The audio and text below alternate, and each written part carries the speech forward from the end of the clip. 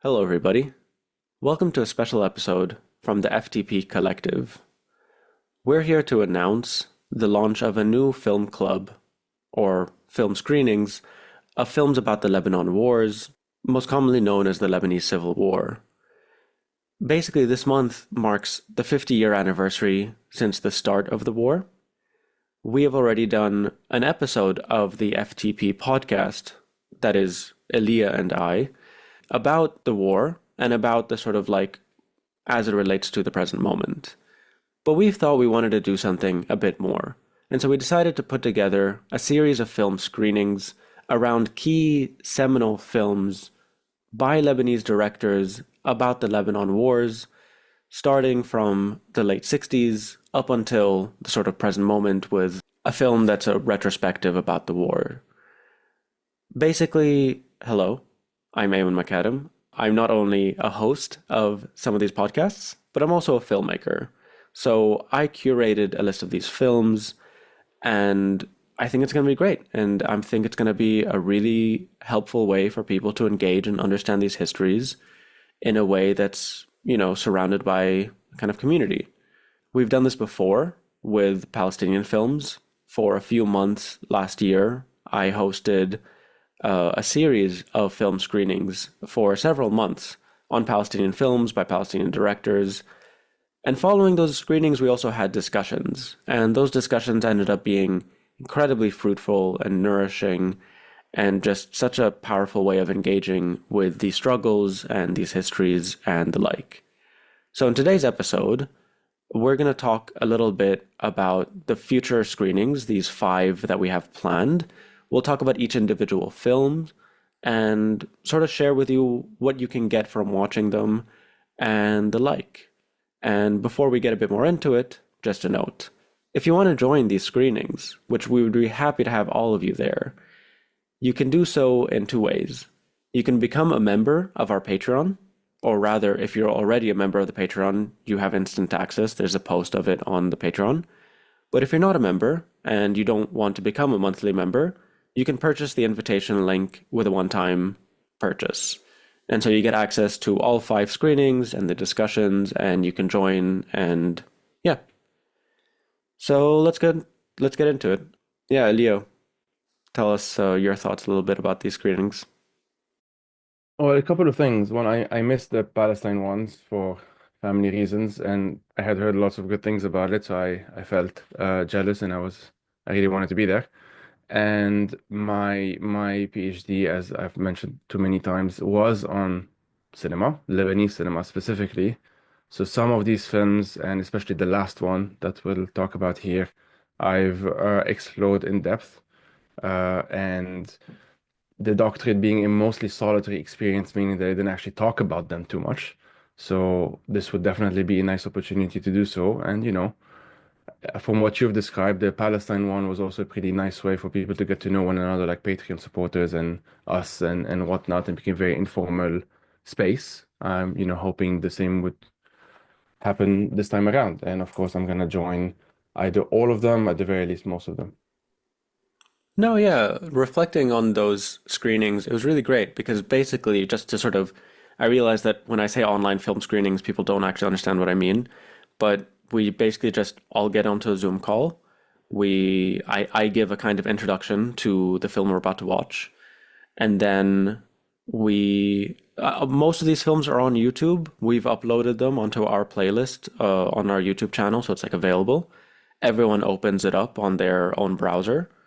We mute ourselves, watch the film, which most of them I've curated 40-minute films. Some of them are a bit longer, some of them are an hour long.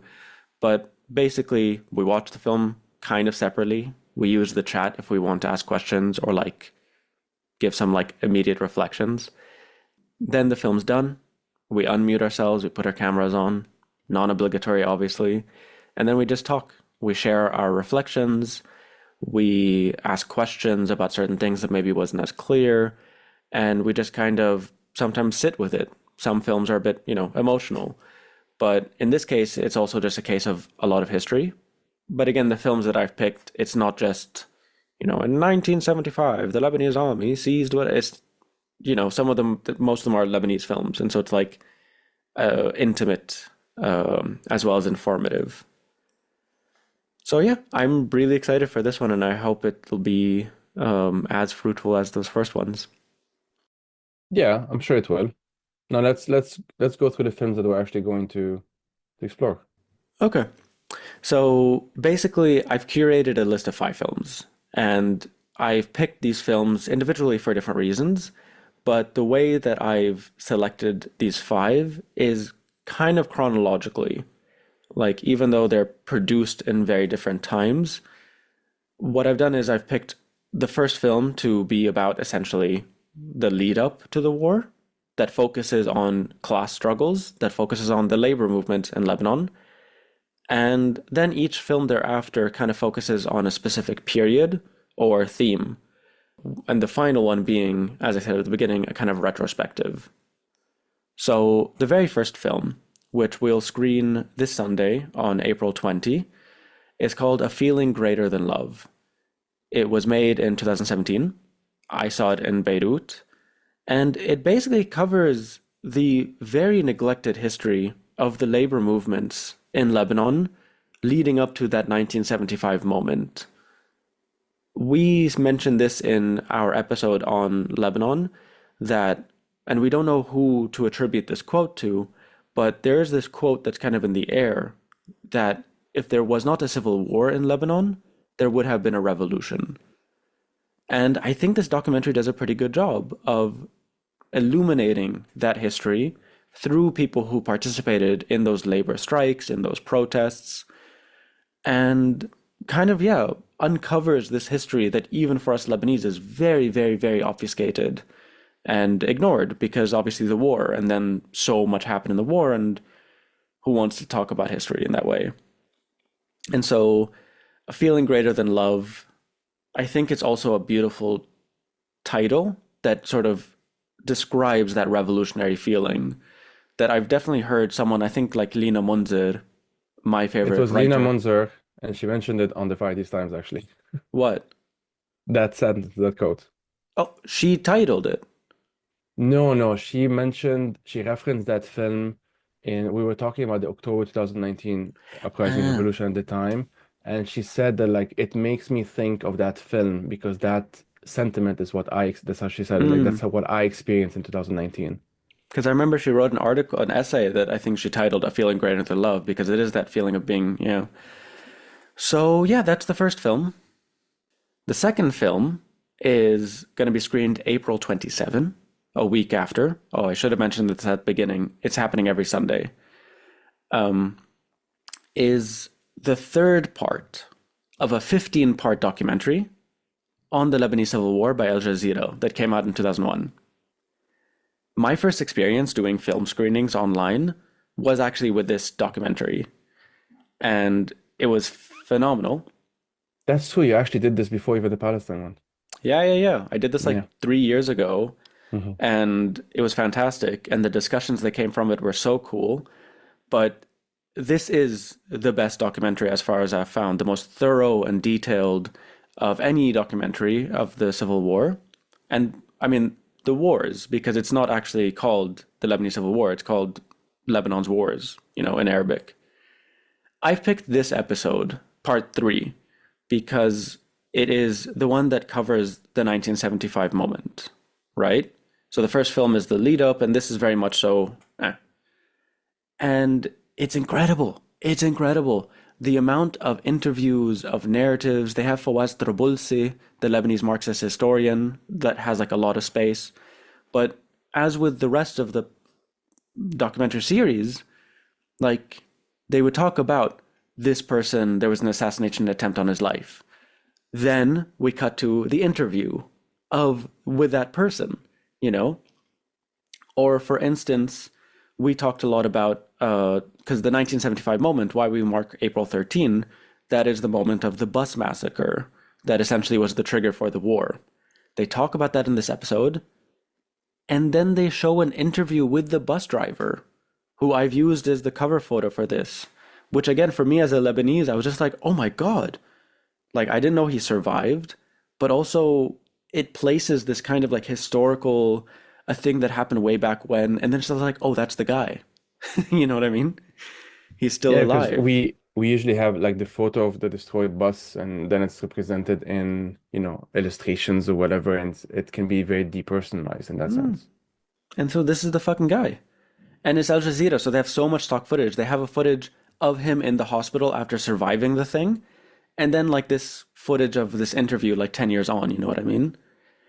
So this I think is a super, super informative, super packed 40-minute episode that I have like selected as the thing to talk about the 1975 moment, which is very complicated. There are a lot of factors. I think this is a very good one, and that's why I've picked this one.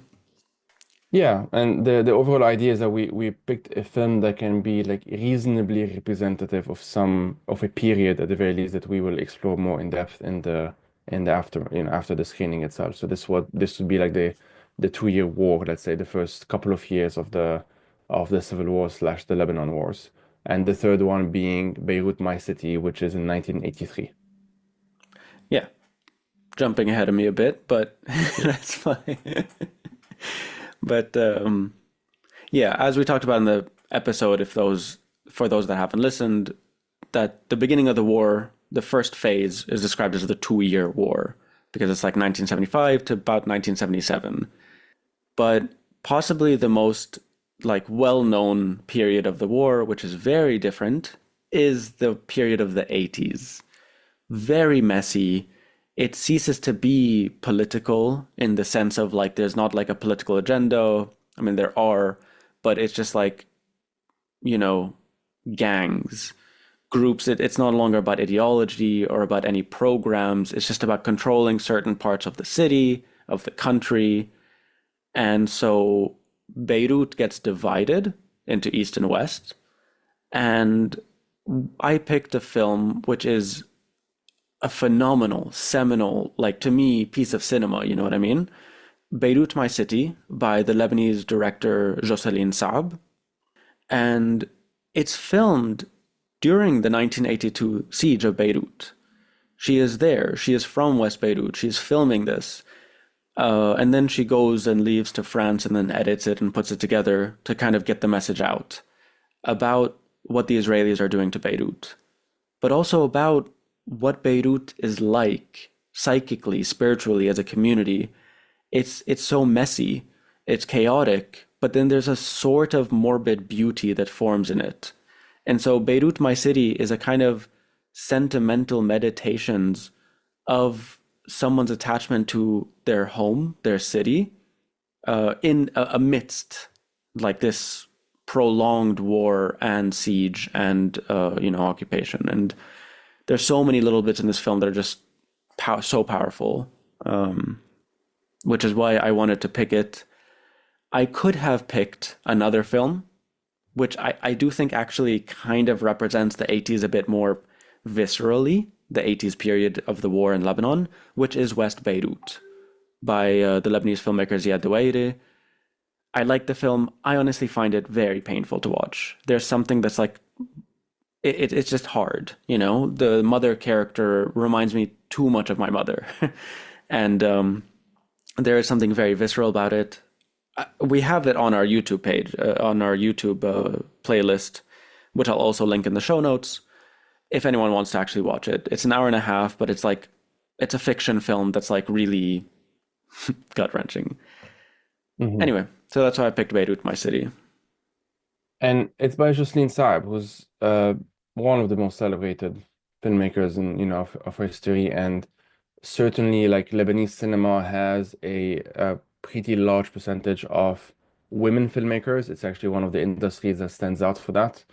Jocelyne Saab was also known because the year before this was released, she was on that boat when with the PLO when they were exiled to Tunis after the siege of Beirut by the Israelis.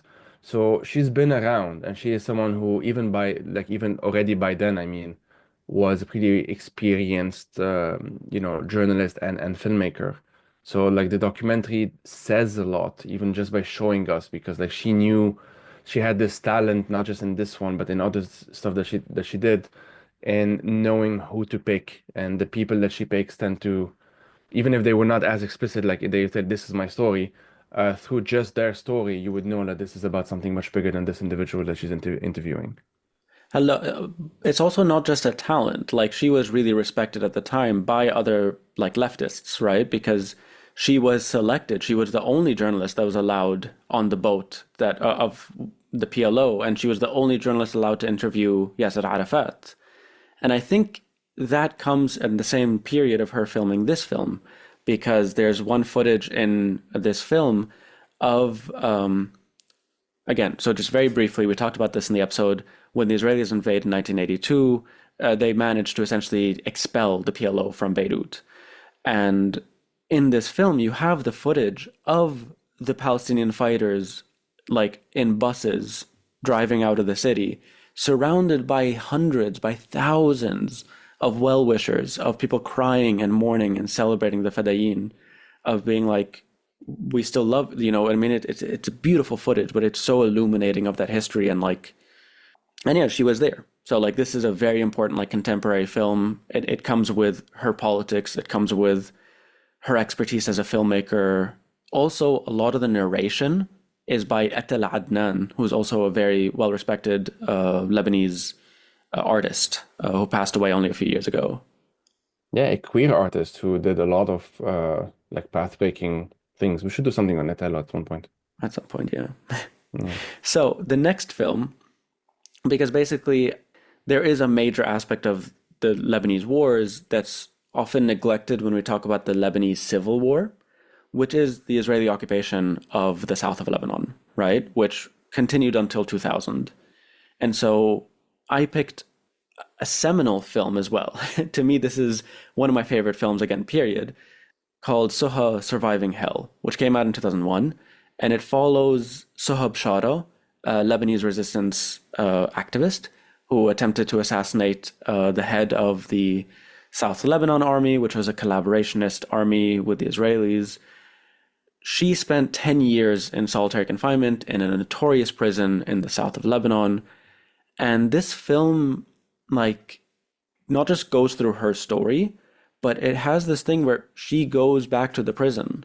She goes to the chair she sat in where she had tried to assassinate Lahad and like reenact it. And she goes into her prison cell. If you look at the cover photo, that's her demonstrating how she used to climb up the walls of the prison so she could see outside.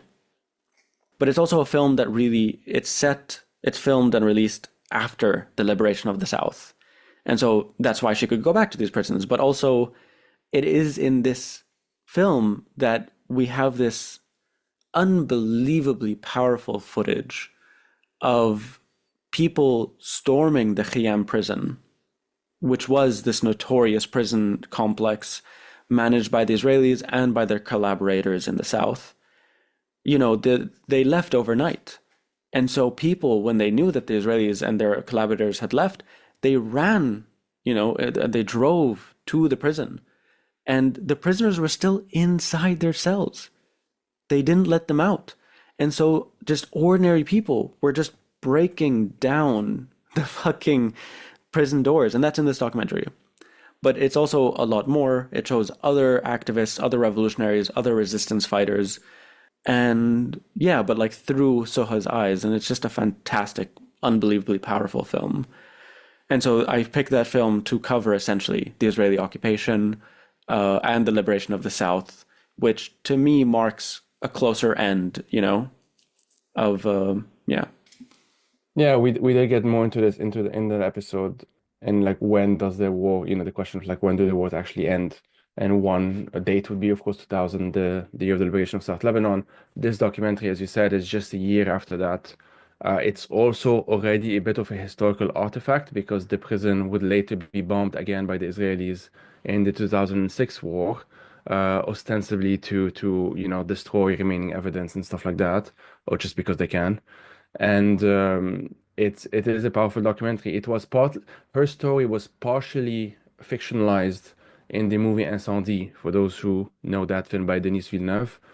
Not quite the same, but like the parts of that, like the scene of her trying to assassinate the guy, like that's Soha, that's her story. That's from that. So this story is a famous one, it's a powerful one. And that documentary, because also it was done just shortly after her release, like a year maximum, is very powerful. Yeah. So the very last film I've picked is my favorite short film again, period. It's called Last Days of the Man of Tomorrow. And to let you give you an idea of how much I love this film, I have a short film that I wrote that me and my best friend made. It's on Vimeo. It's called El Hamar. And we released that film. We made it in 2017, the same year this film was made. And we competed against it in so many film festivals and we lost every single time. And it just was this thing of like we felt so unlucky because there's never been such a good Lebanese film. So it was like we were really doomed to compete with such, but I felt no like anger. I was like, that is a superior film. That is just a fantastic fucking film. It's like honorable enemy kind of thing, you know what I mean? Or a honorable adversary. It was released in 2017, and I don't want to give anything away because again, it's just like it's an experience. It's a short film. It's like I think 20, 30 minutes long. And to me, it is one of the most interesting, powerful explorations of, of a retrospective of people of the post-war generation looking back on the war. Not just because of the contents of the film itself, but even the fact of like who made the film and why they're doing it. I don't know how to fully explain it. You have to watch this film. It is, it's great. It's a piece of cinema for me. Yeah, so the director is Fadi Baki. I interviewed him during for the PhD, and the film it is 30 minutes long. It's a fascinating film. It says so much for being so short, and it is one of the few films that is attempts to be both futuristic but retro-futuristic in the sense of like talking about the future but actually talking about the past. And it's a very fun film. It's a generally very enjoyable film to watch, and I think the discussion after that one will be also particularly fun. It's a fascinating film. So those are the five films, and all of them are going to be followed by discussions wherein things can really go in many directions. But I think by and large, if you watch these five films, you'll get a very well-rounded kind of perspective of not just the history, but also how it's represented contemporaneously and in retrospect. And through the discussions as well, we can answer so many questions, we can take things in different directions, we can connect things to the present and just clarify a lot of stuff because this is like we're talking about 50 years of history, but and the Lebanese wars are very much so one of the most like complicated or like obfuscated and misunderstood conflicts of the 20th century, in my opinion. So yeah, if you're interested in watching these films, if you're interested in participating in these watch parties in the film club, then head over to patreon.com/from the periphery. Become a member or buy the link one time. I think I've reduced it to just $8, so it's not that much, but it's also just like a month of membership and a half, basically. If you're a member of the Patreon, it's just there. Go to patreon.com. There's a post with it. There's the Zoom link. We'll meet once a Sunday, every Sunday at 6 p.m. UK time. The films usually will be an hour, and then we'll have like an hour and a half discussion.